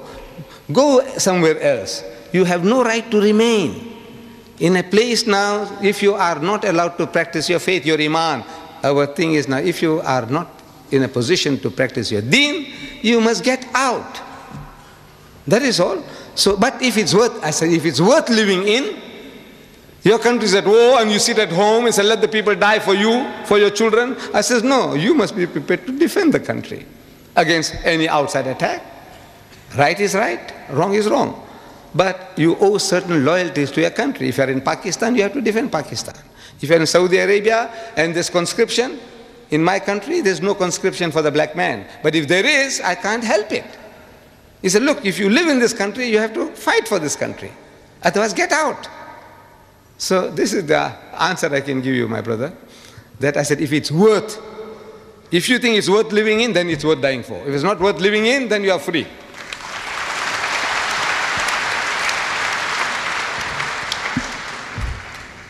Assalamu alaikum. Brother Sheikh, in bracket Professor Deedat, in your opening speech earlier, you mentioned the course you took in South Africa relating to this satanic Salman. I think I am in full support of what you did, and I am very pleased with the success you got. But will people, say in predominantly Muslim countries, and also Muslims living in this country, follow the same course? Viewing that the book was written here, published here, which means all those actors, the Queen, the head of state, and other leaders who were accused or abused have read the book, presumably, or some others have read it and translated it to them. They knew it, and yet they allowed it to be published. So if they didn't object to it, we as Muslims living in this country, though I'm not British, but I'm living here, should we not protest to defend our own religion, our own faith, our own belief? May I know what you think about the action of our brothers and sisters in Bradford, who really brought us to light to defend our cause? Thank you. I think you missed the point when I said that if I was here with you when this turmoil was taking place, I would have joined you in your marches, in your crying, in your book burning. I would have been one with you. Did I say that, if you remember? Yeah. I said that. I would have been one with you. But now I said I have an advantage. I was far away, and it's taken some time for me to see things. In other words, now I can formulate ideas, which you in the midst of turmoil, sitting on a hot stove, you can't do. It's not your fault. I'm not blaming anybody that, look, why couldn't you do this? Why? I said, look, the reason is you were in turmoil.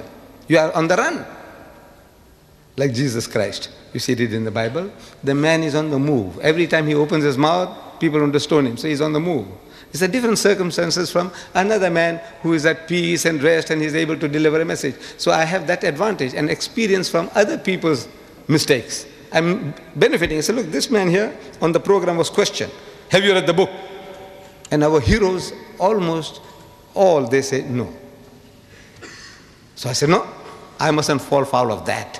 Suppose I go to Britain and I offered 50,000 pounds to BBC TV.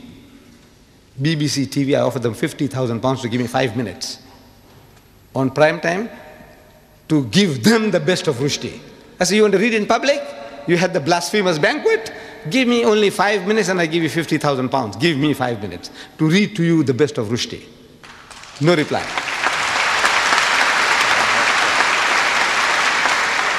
I offered ABC and PBS TV in America $50,000 for 5 minutes. Give me 5 minutes. Why I'm able to do that is I'm benefiting from my other brothers' mistakes. They made certain mistakes. I said, I won't do that. You know, I might just share this with you. I think Sheikh Sadi Rahmatullah alayh, one of our great philosopher poets, he was asked, he says, where did you learn all these good manners from? Your good manners. You know, you're such a perfect man that we see, well behaved. Where did you learn them from? So he said, I learned them from the unmannerly. So how can you learn manners from the unmannerly? He says, no, you see, everything I see in the other man that I feel is not right, I won't do it. So this thing you did like that, I won't do that. That mistake you did, no, I won't do that. So I learned my good manners from the unmannerly. What do you? So I was only benefiting from other people's mistakes. That is all. Thank you very much. You are great. Next questioner, please. Could you identify yourself, please? Assalamu alaikum. I have no question, but a request. A request only to Dr. Deedat, what he's doing in this world, to be translated, one share with our research, and invite everybody to come in speaker corner. Nikal kar khankaon se, Dr. Iqbal says, Maulana Lolabi Kashmiris, in Kashmiri is translated in Urdu. Nikal kar khankaon se. Sir, could you ask your question? Ada kar rasme shabiri, ke fakre khankai hai fakr andu wo dilgiri. आप सबका काम है निकल जाए घरों से, बारकों को, मस्जिदों को, जहां कोई एक सफेद मिलता है उसको रुश्दी की शैतानियत से आगाह करें. Please translate in English.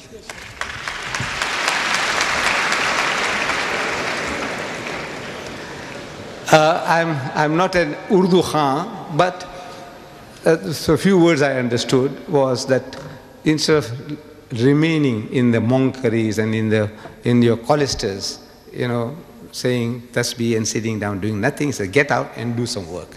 That is what is. In essence, that's the message.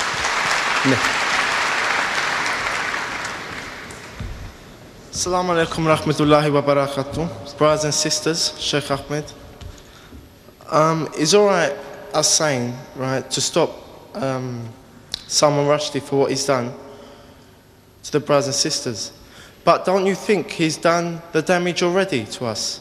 Don't you think what he's done already is very bad already? So don't you think that if we did see him, our natural reaction would be to do something to him? Wouldn't you think so? For what he's done to us? You are a Britisher? Yeah. Right. Your feelings are my feelings. Yeah. Can we have the next questioner, please? Would you identify yourself, please, sir? Assalamu alaikum wa barakatuh. After all the things that that Salman Rushdie said, and would it be allowed back into Islam? Would he be allowed to accept Islam again? You see, accepting Islam, this is in the hands of God, whether Allah accepts. If you commit murder, rape, whatever, you commit a crime. Now, if you make istighfar, repentance, sincerely to Allah, Allah can forgive you. But in the house of Islam, the Sharia takes its course. Allah can forgive, but the Sharia won't forgive. You committed a murder, deliberate murder, you deserve to die, life for life. But in the hereafter, your recompense is there. Allah says, all right, okay, you sincerely repented, I forgive you. That's His prerogative. But the Sharia has no right. The Sharia won't allow you to forgive if you do a crime.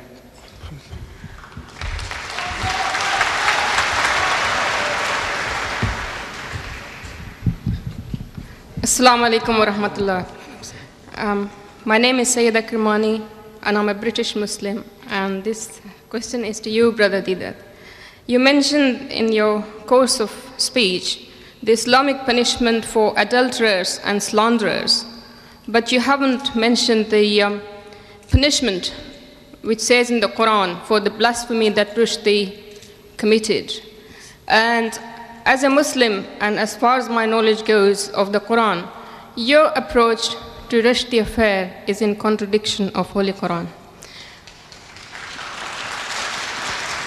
My second question is... Now that was a statement. My second question is... That was not a question, that was a statement you made. Do you agree with this? What? Do you agree with my statement? What statement did you make? What did you say? In Quran, the punishment for blasphemy against the Prophet of Allah is quite different. It's either by death or by stoning or cutting arms and legs. And that's what it says in Quran. Yes. Right, I'll answer you, my sister. We were dealing with the subject, how Rushdie fooled the West. Now, this thing I was telling you is so vast that this one person or one time you can't deal with everything. I have dealt with this problem. Now, this will be the third tape. Third tape on the same problem. Should Rushdie die? The Islamic verdict. Should he? That's the question. But now you have to get the tape. Can you tell us? Because we're all here. No. This is another lecture. You want me to deliver another lecture? No, just say No, wait. We started here at 2:30. It's 4:30 now. This will take another 2 hours.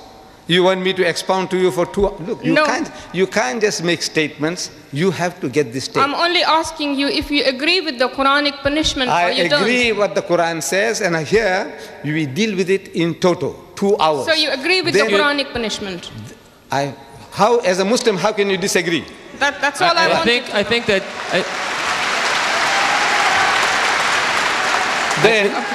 Then further, again, should Rushdie die? Yes. The Judeo-Christian verdict. That's a different subject. Now, at that subject, you said, look, what about Islam? I said, look, when I was talking about Islam, you said, what about... I said, look, wait a minute. You see, there are people who can make 100 different statements in 15 minutes. Unfortunately, I can't do that. You see, if I touch something, I have to explain to you the whole situation. So, the Islamic verdict, the Judeo-Christian verdict, and now you will see in the future how he fooled the West. And each and every one is separate, independent, but is doing a certain job. I think that excuse me, sister, I think that Sheikh Deedat has been very patient in answering a question that is not related to the topic. And brothers and sisters, ladies and gentlemen, I would like to ask you to please remain and contain your questions to the topic. It is unfair to ask a question on another topic which will require perhaps a couple hours of explanation.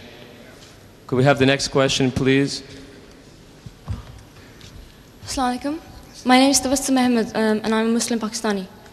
I want to ask you, is the fatwa passed by Ayatollah Khomeini, is that justified from an Islamic point of view?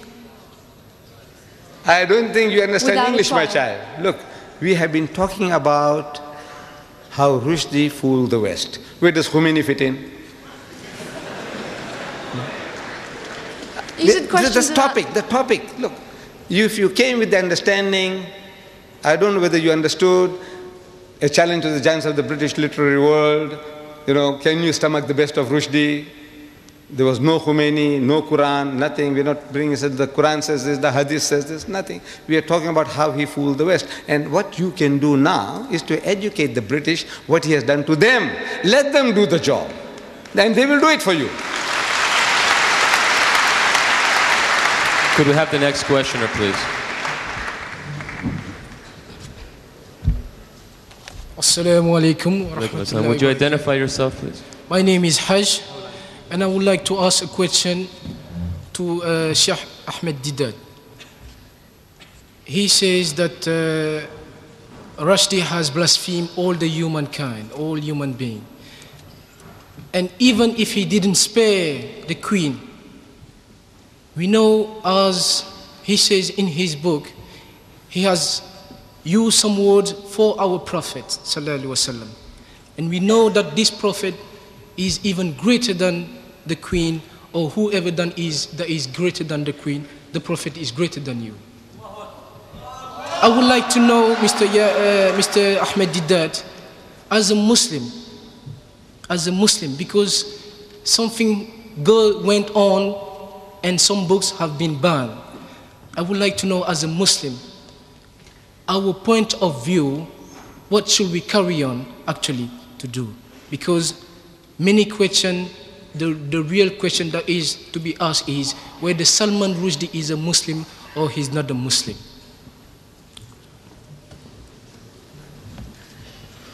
I don't think you're reading the newspapers. Look, Salman Rushdie, he says he is not a religious man. He doesn't follow any religion. That's his verdict. He is out of the pale of Islam on his own confession. Well, now what do you want to go and ask him now? What will we ask him? He says he doesn't believe. Finish. It's over. That's what he says. He's a murtad. He's an unbeliever. So you can't treat him as a believer. What else proof you want from him now? I don't know. The whole world knows that he says he's not a religious man. He's not a Muslim. He says so. He was born in the house of Islam. You and I can be. But it's possible that you become a murtad, you become a Christian, you become a Buddhist, you become an atheist, and you still have a Muslim name given by your fathers. So that's his case. So where do you go from here now? Thank you very much. Ready for the next question, please? Assalamu alaikum. My name is Musa from Nigeria on a visit.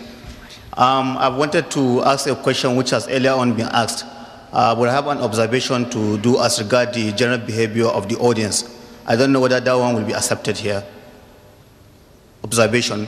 Do you have a question related to the topic, today's topic? I have a question which has already been asked and answered. But I have an observation to do as regard the general behavior of the audience. Yes, I think that we made that quite clear in the guidelines, that we don't have time for observations, and I'm sure it's an interesting one, but Sheikh Deedat has rented the hall and has given his lecture, and now is a question period. So if you have a question related to the topic, please ask it. If not, you'll have to keep your observation for another time. Okay, it's just an observation. He's not going to but thank you. It's accepted, thank you. We're ready for the next question, please. Assalamu alaikum. My name is Muslim Jafar Kaku. Can I first of all thank you on everybody's behalf for presenting such a different way to what satanic verses is actually saying. The second thing I wanted to say was, can you make sure or do some effort in helping us to give this book to each and every household in Britain as well as in America or in Western countries? We will try, inshallah, but we need your support. Can you make sure in helping us, if you can, by video as well?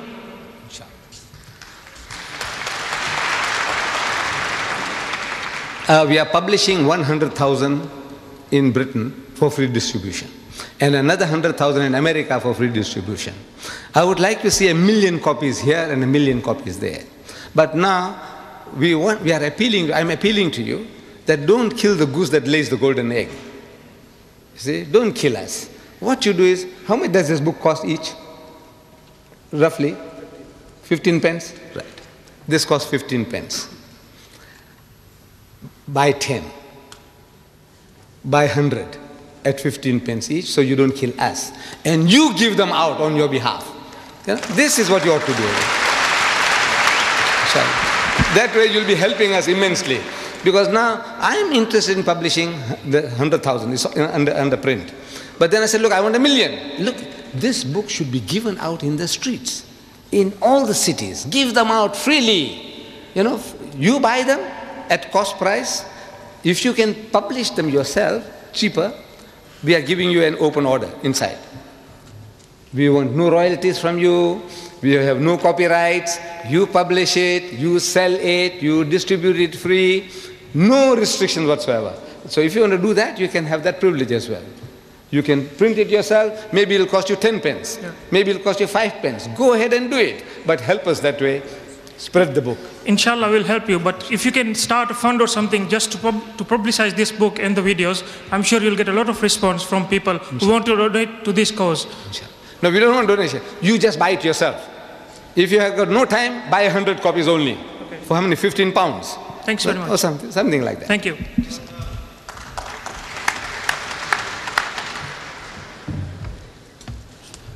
Assalamu alaikum, brothers and sisters. Assalamu alaikum, Mr. Deedat.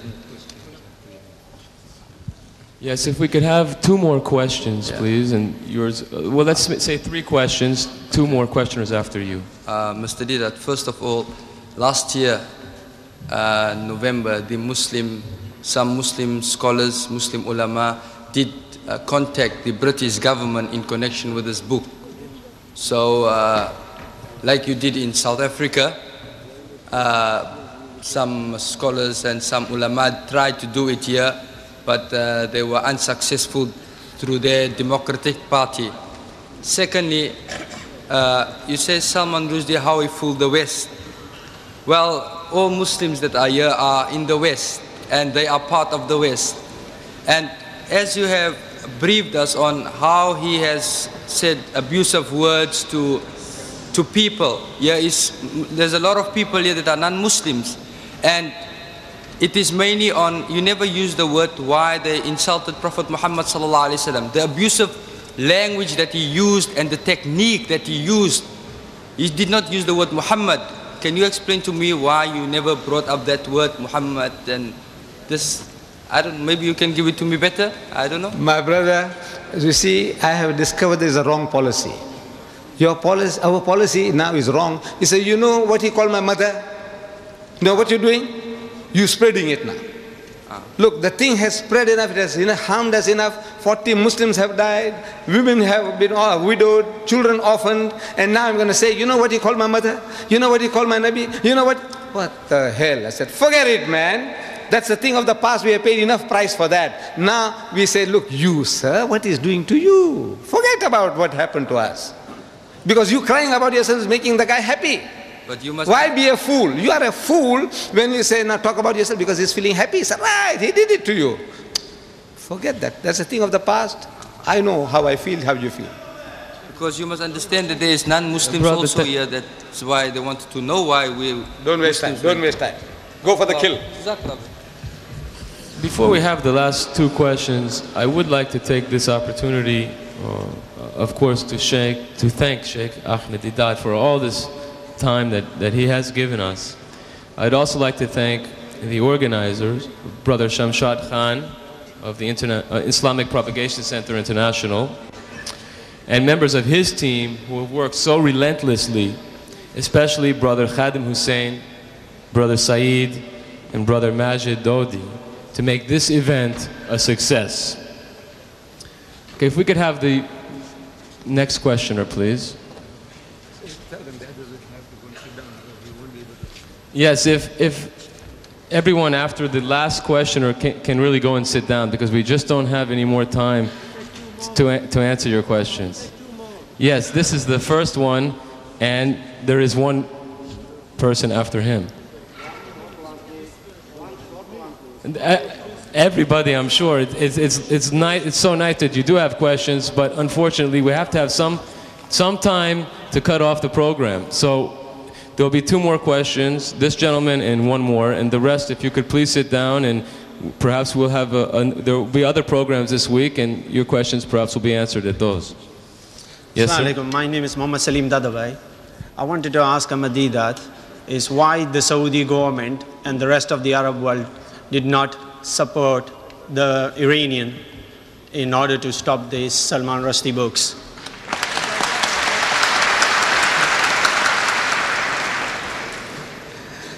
You think I know people's minds? I don't. This is the question you should ask them. Look, the question, the person who does or who doesn't, you ask him the question. Why? No, the problem is so that... Do you have a question on the topic? Because we have not, we're discussing international politics. By talking or merely understanding the West, because the West have conspired against Islam in this unity. Might make a very we as a Muslim are not united. This might make a very interesting topic in the future, but unfortunately it's not the topic here. Yes, could we please have the last questioner? Or pair of questioners? Just say it. Say it, come on. Assalamu alaikum. My name is Farhana, and this is my friend Shazia. She'd like to ask you a question. Well, it's more advice than question. Do you have a question other than advice? Because there are people here that have questions. It is. You haven't heard it yet. I put 2 questions to my teachers in the school. It was one of freedom of speech, and I said, wasn't the last Temptation of Christ banned in this country? Am I wrong? Yes, you're wrong. It's not banned. What was that? It was banned. So why isn't this book being also banned? democracy. Wasn't the last Temptation of Christ banned in Pakistan? And also wasn't Satanic Verses banned in Pakistan? Isn't that respect to Christians and respect to Muslims? And that's all we demand, respect. But what is your question? My question is, why was I called into the head's office twice, and the second time I was asked, if I carry on like this, fighting for Islam, I'll have to get chucked out? I mean, am I doing anything wrong? So why am I getting chucked out? If I do anything again, then I'm dead, aren't I? Yeah, and we want to know. Tell me I'm doing something wrong, then I'll stop. But isn't this for Islam?